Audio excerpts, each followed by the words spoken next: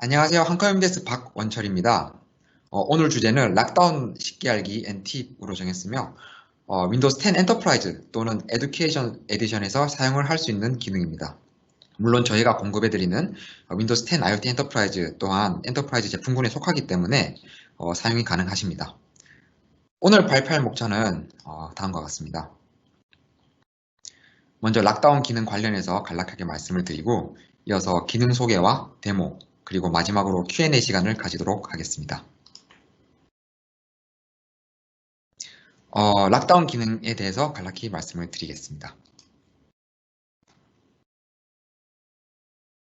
윈도우즈 10에서 제공하는 기능이라고는 하지만 왜 사용을 해야 하는지, 언제 필요한 기능인지 먼저 알고 가시면 좋을 것 같습니다.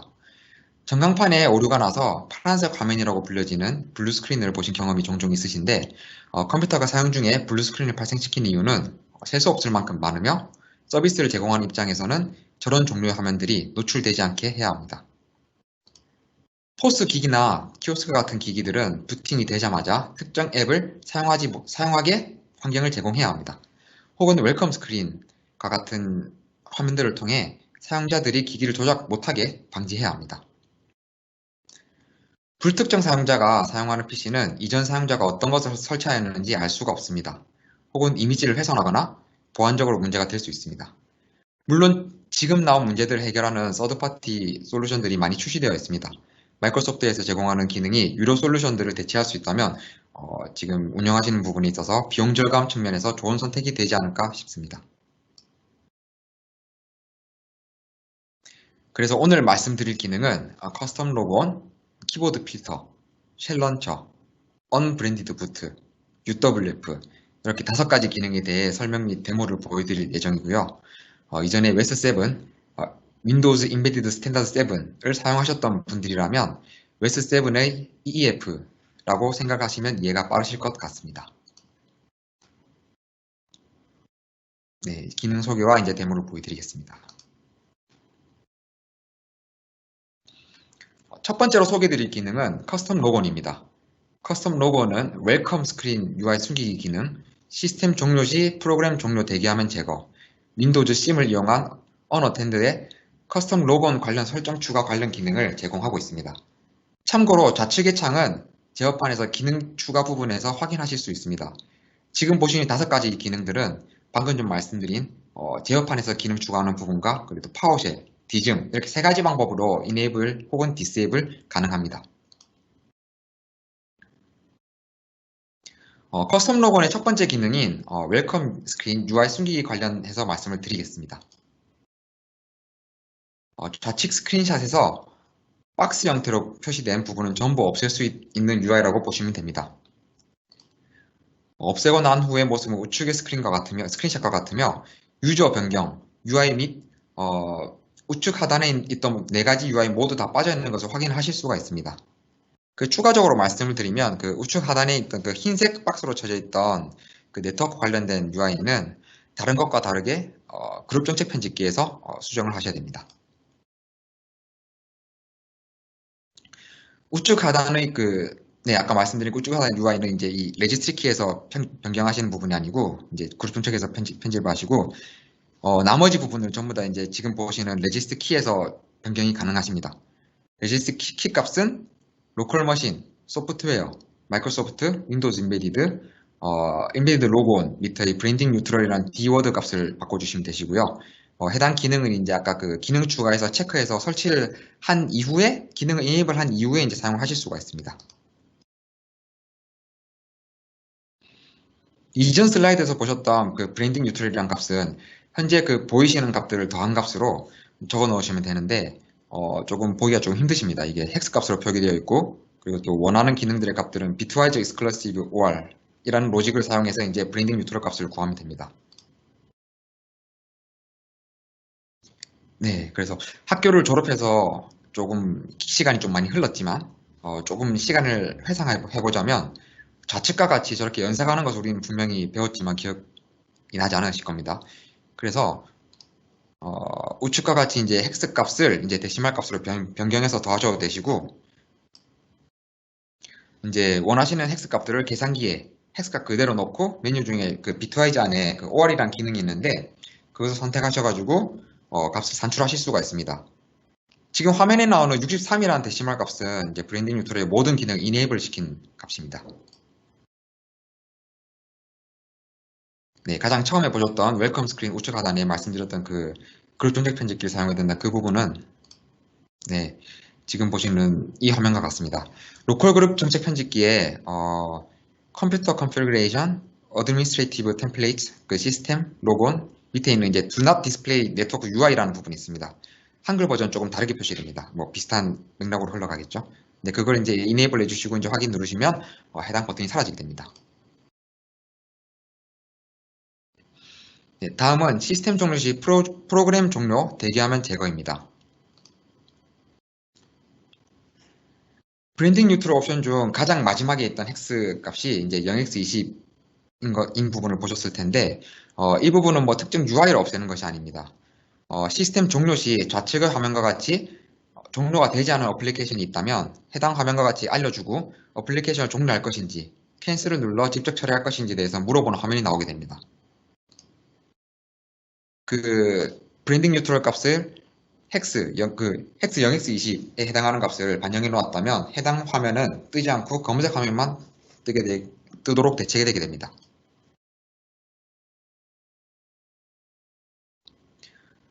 네, 다음으로 윈도우 심을 이용한 커스텀 로건 적용 관련해서 말씀을 드리겠습니다. 윈도우즈 셋업 이미지를 커스터마이징 하는데 많이 사용을 하셨던 윈도우즈 심을 사용해서 unattended.xml 파일을 이제 많이 생성들 하셨을 텐데 예전에 윈도우 7이나 뭐 그 이전 OS를 작업하셨을 때 여기에다 이제 커스텀 로건 관련된 기능을 추가하실 수가 있습니다. 네, 이런 식으로 이제 XML 추가하시면 설치되는 이미지는 커스텀 로건 기능이 활성화된 채로 이제 올라오게 됩니다.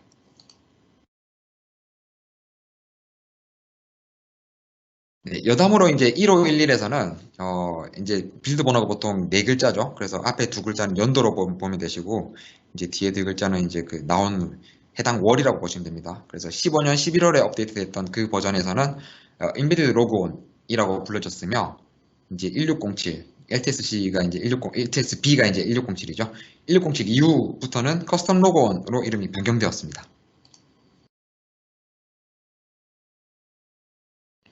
네, 다음으로 이제 키보드 필터에 대해서 말씀을 드리겠습니다. 키보드 필터는 이름에서 알 수 있듯이 이제 특정 키 조합을 혹은 뭐 또 특정 키를 막아주는 기능을 하고 있습니다. 실제 키보드, 온스크린 키보드, 터치 키보드에서 이제 필터링 하게 되면 멀티 키보드 조합 입력 또한 막아주게 되어 있습니다. 여기서 이제 멀티 키보드 조합이란 실제 키보드에서 윈도우 키를 누르고 이제 버추얼 키보드에서 R을 누르게 되면 빠른 실행창이 뜨게 되는데 이렇게 여러 키보드의 키 조합까지 다 막아주는 기능을 하고 있습니다. 특정 키 및 키 조합 동작 방지 관련해서 이제 말씀을 드리겠습니다. 특정 키 및 키 조합은 키가 눌려지면 키보드 드라이버에 보내는 스캔 코드 혹은 버추얼 키를 인식해서 막을 수 있습니다. 앞으로 보여드릴 데모에서는 파워쉘을 통해서 이제 다 적용을 한 부분을 미리 말씀을 드립니다.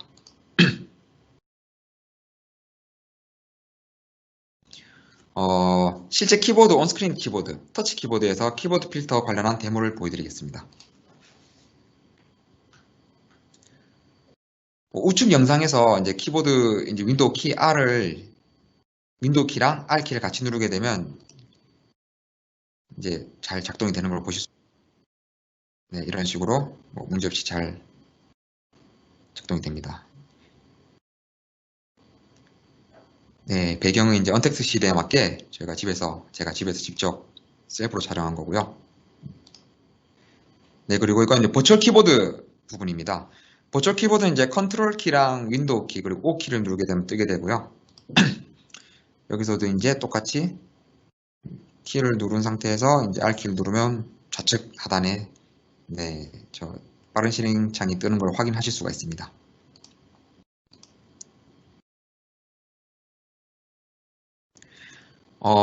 지금 봤던 그 두 가지 영상은 이제 키보드 필터 전에 이제 정상 작동되는 부분을 말씀드린 거고요. 키보드 필터를 적용하고 나서 윈도우 키 플러스 R 키를 눌러도 이제 필터링 되어 있기 때문에 반응이 없는 부분을 이제 보여드리는 영상을 준비했습니다. 현재 지금 윈도우 키랑 R 키를 눌러도 이제 반응이 없죠. 네, 하지만 윈도우 키랑 E 키를 눌러가지고 이제 그 탐색기를 불렀는데 그건 이제 정상 작동이 되는 부분이 있습니다. 왜냐하면 제가 그 파워쉘로 윈도우 키랑 R 키 두 개의 조합 키만 이제 제가 블락을 해놨기 때문에 그런 거고요. 이제 가상 키보드에서 똑같은 동작이 막히게 됩니다. 그래서 윈도우 버튼을 누르고 R 키를 누르면 네, 지금 전혀 반응이 없습니다. 하지만 윈도우 키랑 E 키를 눌러서 탐색기는 이제 불러지고 네, 다른 윈도우 키 또한 블락이 안 되어 있기 때문에 다 작동이 됩니다. 저 상태에서는.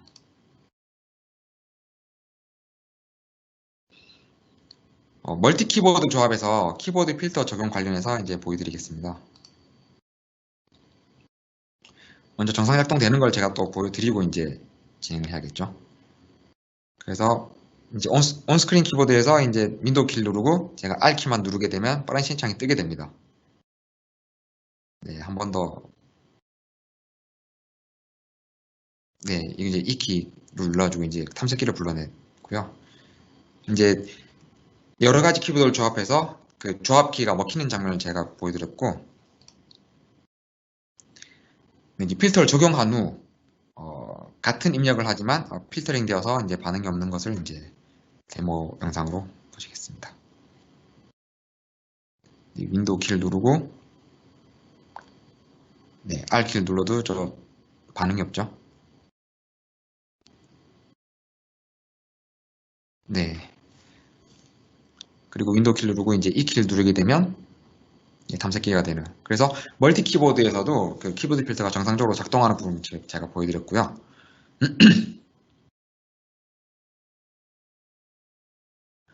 1511에서는 엔비디드 키보드라고 명칭이 붙었으며 이제 1607 버전부터는 키보드 필터로 이름이 변경되었습니다. 그리고 이제 웨스7을 사용하셨던 분들 같은 경우에는 웨스7에서 동일하게 키보드 필터라는 이름으로 사용을 하셨을 겁니다. 네, 이제 세 번째로 소개해 드릴 기능은 쉘런처라는 기능입니다. 윈도우즈 기존 익스플로러 쉘을 특정 프로그램만 띄울 수 있게 도와주는 기능인데 각 유저마다 다른 어플리케이션 또한 적용이 가능합니다.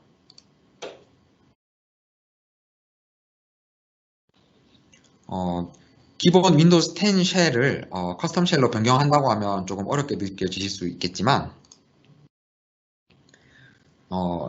약간의 예제를 들자면 키오스크 및 포스 기기들 같은 경우 보면 디바이스가 부팅되자마자 작업 표시줄은 없고 바탕화면 보이지 않고 특정 그 프로그램만 실행되어져 있는 것을 보신 적이 있을 겁니다. 네, 이러한 프로그램들이 이제 그 쉘런처, 예전 이름 뭐 커스텀 쉘 이런 식으로 많이 사용을 하셨는데, 네, 레지스트키에서 주로 수정해서 많이 사용을 하셨죠. 그러니까 아주 예전부터 많이 사용을 되었던 기능이고요. 윈도우즈 10에서는 이제 파워쉘을 통해서 적용하도록 가이드가 되고 있습니다.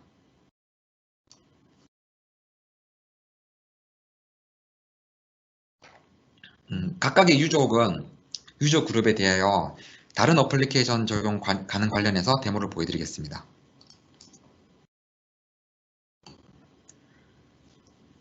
각 유저 혹은 계정이라고 표현하면 이해가 빠르실 텐데 계정마다 각기 다른 어플리케이션을 띄울 수가 있습니다. 그래서 지금 앞으로 보실 영상 같은 경우는 쉘런처 1이라는 계정에서는 커맨드 창을 띄우고 쉘런처 2라는 계정에서는 계산기를 띄우는 것을 보여드립니다. 네, 지금 계정을 보여드리면 이제 쉘런처 1과 쉘런처 2가 있고요.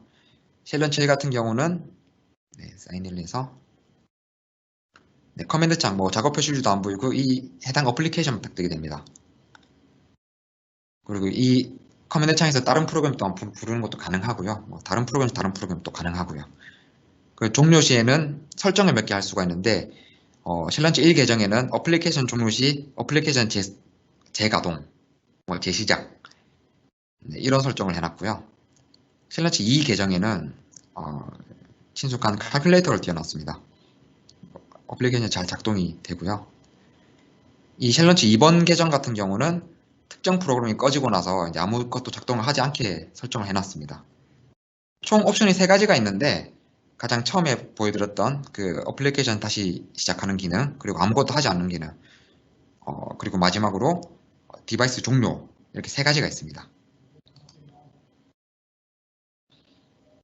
그 세 가지 기능 같은 경우는 쉘 런처를 적용하실 때 이제 파워쉘 부분을 참고하실 텐데, 그 마이크로소프트 독스에 있는 거기에 다 설명이 되어져 있습니다. 사용하기 쉽게. 네, 그래서 1512 버전에서는 뭐 인비디드 쉘 런처라고 불렸으며, 이제 인비디드 된 쉘 런처로 이제 1607부터 불려지고 있고요.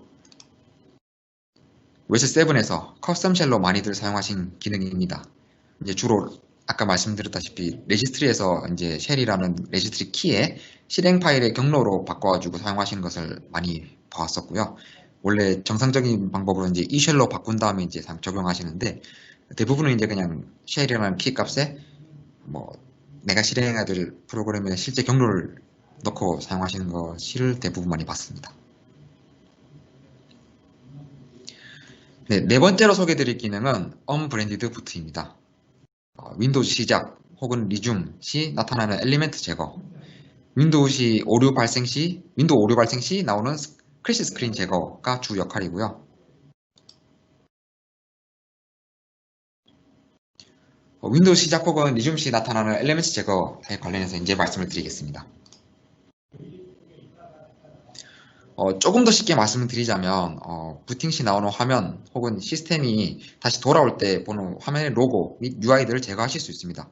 지금 우측 상단에 보시면 그 특정 UI가 보이죠? 그 윈도우 로고 마크 그리고 밑에 돌아가는 동그라미 부분, 이제 이거는 이제 인디케이터라고 부르는데 그 부분, 그리고 그 밑에 있는 그 가끔씩 저기에 메시지가 뜰 때가 있습니다. 그 밑에 나오는 스테이터스 메시지라고 부르는데 그 세 가지 모두 없앨 수가 있습니다. 이제 적용 방법은 그 레지스트리 수정을 통해서 진행하실 수 있고요. 키 값은 로컬 머신, 소프트웨어, 마이크로소프트, 윈도우즈 NT, 커런트 버전, 언어텐드 세팅, 그 부트 익스피리언스 밑에 이제 키들을 수정하시면 됩니다. 아까 그 레지스트리 키 값 나온 그 주소랑 달라가지고 이거는 그 적용하실 때 한번 확인이 필요하실 것 같습니다.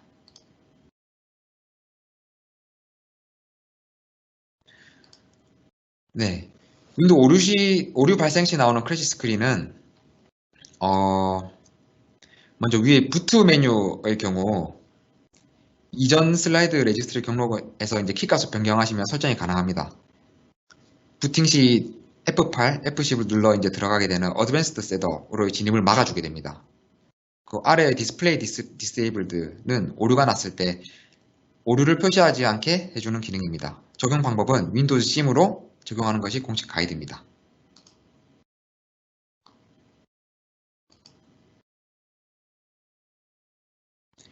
1511에서는 인비디드 부트 익스피리언스란 이름이었으며 1607부터는 이제 커스텀 부트 익스피리언스로 이름이 변경되었습니다.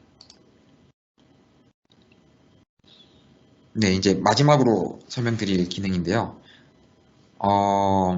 Unified Write Filter, UWF라고 많이들 부르시는 기능에 대해 설명을 드리겠습니다. 이 기능 같은 경우 이제 설명이 조금 길어지는데 사용을 많이 하시고 우리가 웨스 7에서도 사용을 많이 했었습니다. 일단 오버뷰를 좀 보자면 가상 오버레이를 이용한 쓰기 방치 필터라고 보시면 되시고요. 이제 그 해당 보호가 되는 영역 같은 경우는 HDD, SSD, External USB와 같은 이제 리무버블 스토리지를 제외하고는 모두 보호 대상을 선택하실 수가 있습니다. 방식은 디스크와 램 두 개 방식이 있습니다.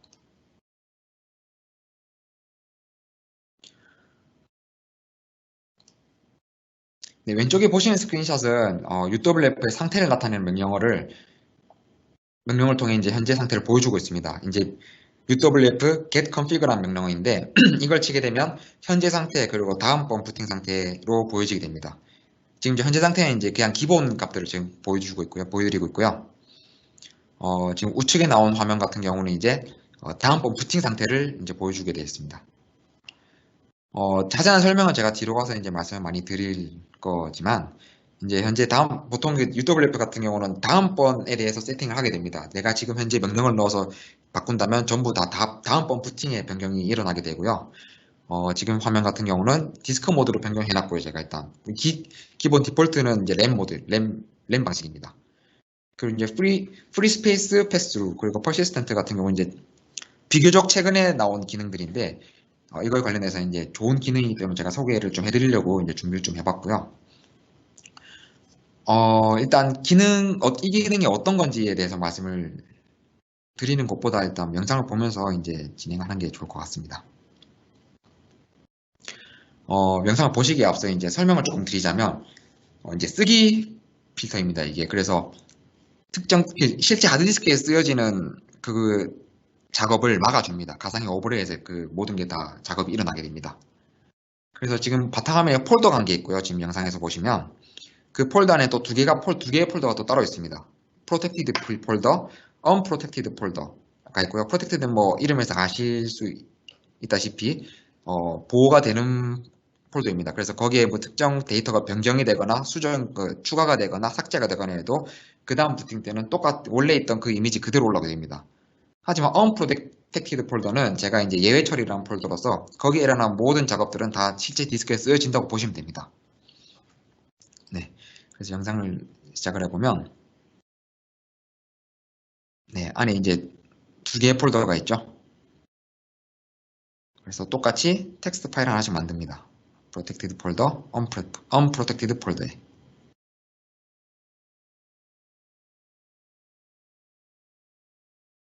네, 있는 걸 한 번 더 확인시켜 드리고요. 이제 거기서 이제 재부팅 하게 됩니다. 네, 재부팅 할 때 약간 이제 다른 화면이 보이게 되는데 하이퍼브에서 작업을 했기 때문에 양해를 좀 부탁드리고요. 여담으로 이제 그 UWF 같은 경우 그 가상의 오버레이 공간 제한이 있습니다. 램 모드를 쓰게 되면 램 피지컬 메모리 크기에 따라가는 거고 이제 디스크 모드를 쓰게 되면 그 디스크 남은 공간에 대해서 제가 다 쓰는 게 아니라 제가 지정할 수가 있습니다. 이제 그렇게 해서 이제 그 쓰기 작업이라는 공간을 제가 늘려가면 되는 거고요. 네, 그래서 그 다음번 부팅해서 폴더를 열어서 보면 이제 프로텍티브 폴더에는 이제 아무것도 없습니다. 왜냐하면 제가 생성했는데도 그건 보호되는 곳이기 때문에 쓰기 작업이 안 일어나는 거고요. 지금 보시는 이제 unprotected 폴더 같은 경우는 쓰기 작업이 있어도 이제 디스크에 실제로 쓰여집니다. 저거는. 네, 그래서 이제 예외를 시켜놨기 때문에 그래서 UWF란 그 기능 자체는 특정 작업을 그 가상의 오버레이라는 곳에 이제 일어나게 하게 만들면 예외시킨 그런 폴더나 파일 같은 경우는 이제 실제 디스크에 쓰여질 수 있다. 다음번 부팅 때 새로 이제 리셋된다. 라고 이제 이해를 하시면 이제 빠르실 것 같습니다.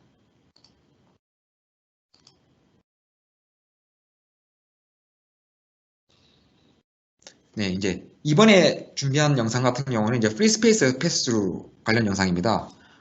쉽게 말씀드리면 가상의 공간에 쓰기 작업이 일어나는 것이 UWF의 이제 컨셉인데 이 가상의 공간이 램이냐 디스크냐 정할 수 있습니다. 그래서 이 기능 같은 경우는 디스크에서 이제 사용하실 수가 있는 부분이고요. 쓰기 작업도 이제 저장 공간을 차지합니다. 그래서 아까 말씀드렸던 그 unprotected 폴더에 제가 100MHz를 복사하게 되면 그 가상의 오버레이 공간을 제가 아까 설정한 데가 있잖아요. 그 특정 공간을 제가 만약에 1기가를 해놨으면 1기가 중에 100기가를 쓰게 됩니다. 그리고 나서 그 100메가를 쓰게 됩니다. 그래서 남은 900만 남게 되는 거죠.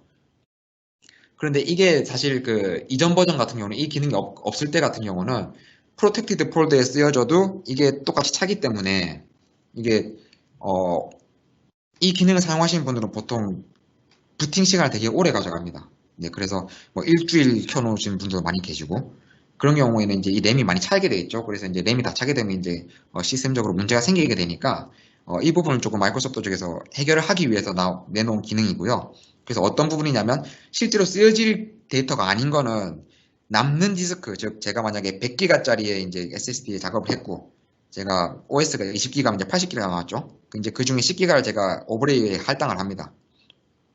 그럼 이제 10기가 100기가 중에 20, 10에서 70기가 총 남는 공간이잖아요. 그 SSD에는 그 이 남는 공간 70기가는 이제 보호되는 구역에서 일어난 모든 데이터를 이제 거기다 임의로 저장해 놓습니다. 부팅된 시간 동안.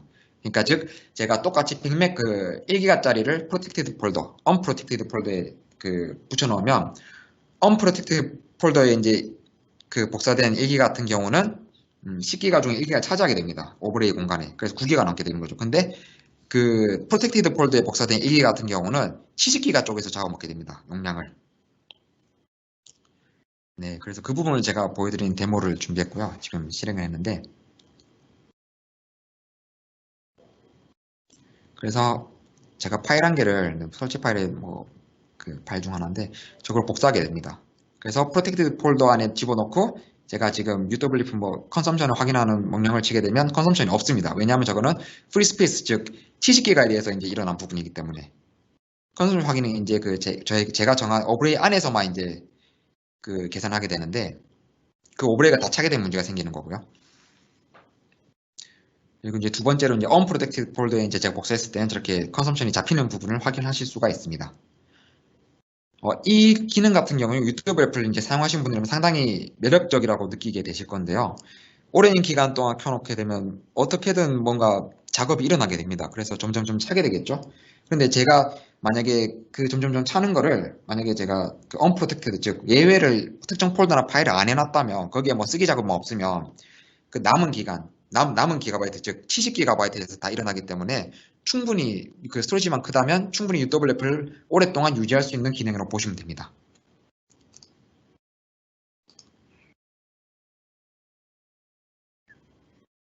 네, 그리고 이제 그 다음 보여드릴 기능 같은 경우는 이제 퍼시스턴트 기능인데요. 이 기능 같은 경우는 이제 복원 포인트라고 생각하시면 되세요. 그래서 해당 기능은 이제 UWF가 디세이블 된 상태에서 설정하실 수가 있고요. 퍼시스턴트를 킨 후 UWF를 켜게 되면 해당 시점으로 돌아가는 포인트라고 이제 정확하게 말씀드릴 수가 있을 것 같습니다. 해당 시점에서 추후에 리셋 명령을 통해서 입력하기 통해서 그 해당 포인트로 돌아가기 전까지는 디스크에 계속 쓰여집니다. 그냥 그 다음 부팅에도 프로텍티드 폴드든 언프로텍티드 폴드든 전부 다 쓰여지게 됩니다. 하지만 제가 그 리셋이라는 명령을 치게 되면 이제 다시 그 UWF 적용했던 제일 처음 시점으로 돌아가게 됩니다. 네, 일단 영상을 보여드리면서 이제 네, 지금 이제 UWF 설정을 보여드리는 화면이고요. 네, 이렇게 이제 예외 폴더가 이런 식으로 돼 있다. 그래서 제가 이제 그 이메일 파일을 한 개 만들어 놓습니다. 이렇게 수정 안에 데이터 집어넣고요. 이 폴더 같은 경우는 이제 프로텍티드 폴더이기 때문에 당연히 재부팅하면 UWF 기능상 사라져야 됩니다. 네, 방금 같은 화면 같은 경우는 약간 말씀드렸던 그 브랜딩 뉴트럴에서 이제 제거하실 수가 있겠죠. 헥스값 0x20 사용하셔가지고. 네, 그래서 이제 부팅이 되게 되면 이제 원래 그 퍼시스턴트 기능이 없었다면 그 프로텍트 폴더 안에 그 파일이 사라져 있어야 됩니다. UW가 걸려 있는 상태이기 때문에. 하지만 지금 퍼시스턴트 기능을 켜놨기 때문에 해당 파일도 있고 이렇게 그 다음 데이터가 그대로 있습니다. 그리고 제가 이렇게 수정을 하고 저장해놓고 다시 수정한 거 확인해드리고 다시 재부팅하게 되면 이제 이 상태에서도 유튜브 래퍼가 많이 걸려 있다면 이건 수정이 안 돼야겠죠. 원래 그 상태로 로딩이 돼야 되는데 이것도 이제 물론 제가 데모 영상을 찍어서 알고 있지만 그 수정 포인트가 그대로 입력이 되어 있습니다.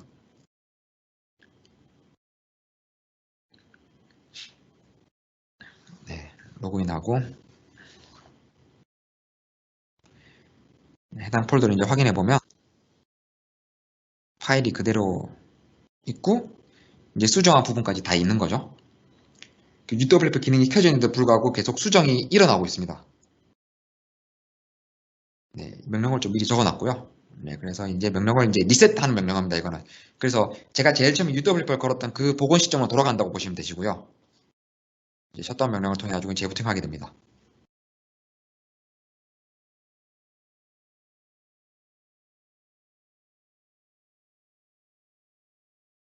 원래 UWF 컨셉상 음, 다 지워져야 되는 파일을 램이나 디스크 모드 이런 거 해가지고 이제 가상의 오버레이 공간을 계속 재부팅 후에 리셋이 되는 게 아니라 그대로 들고 간다고 보시면 되세요. 보시면 이제 사라져 있죠. UWF는 그대로 켜져 있고 이제 그 퍼시스턴트 기능 때문에 리셋을 해서 그 전에 제가 작업했던 그 파일이 사라져 있고 현재 UWF는 계속 켜져 있는 상태입니다.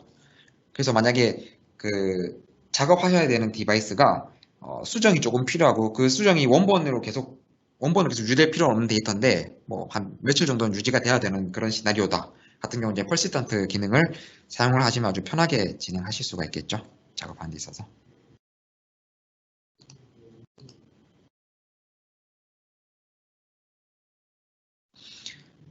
네, 그래서 이제 UWF는 이제 보시는 부분과 같이 네, 이동식 드라이브들을 제외한 대부분의 매체를 보호할 수가 있습니다. 그래서 아까 말씀드린 HDD, SSD, 뭐 인터널, 뭐 스토리지 뭐 이런 거 전부 다 할 수도 있고 외부 외장형 뭐 USB 이런 거만 아니면 거의 대부분 다 가능하십니다.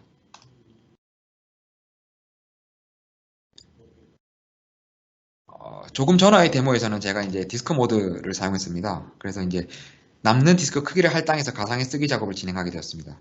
램 모드 같은 경우는 피지컬 램 크기에 제한을 받는다는 단점이 있어가지고 저도 그렇고 이제 뭐 대부분 그 마이크로소프트에서 아까 말씀드린 프리스페이스 패스류 같은 경우는 이제 디스크 모드에서 사용 가능하죠. 그래서 디스크 모드를 권장을 드립니다. 왜냐하면 그 저희 제품을 사용하시는 고객분들 같은 경우는 이제 램 크기를 많이 크게 들고 가지 않습니다. 해봤자 뭐 4기가, 8기가 이렇게 진행하시는데 이제 그 작은 크기에서 이제 OS 부분이 또 잡아먹고 그 남은 부분에 대해서 할당하게 되면 몇 기가 안 남거든요, 그게. 그래서 디스크 모드를 주고 하게 되면 어차피 SSD 같은 경우는 요즘 상향 평준화가 돼가지고 스펙이 항상 높게 나옵니다. 저희가 필요한 그 용량보다. 그래서 이제 디스크 모드 사용하시면 이제 조금 더 나은 환경을 제공하실 수가 있고요. 엔드 유저한테. 네. 이제 UWF는 이름 명칭이 변한 건 없습니다. 그 1512랑 1607 비교해가지고. 하지만 이제 웨스 7이랑 비교를 해보자면 이제 EWF, FBWF를 합쳐놓았다고 생각하시면 되시고요. 뭐 레지스트리도 가능합니다. 레지스트리 변경 뭐 보호 같은 것도. 네. 이로써 이제 그 5가지 그 기능 설명을 제가 다 드렸고요. 이상으로 마치겠습니다.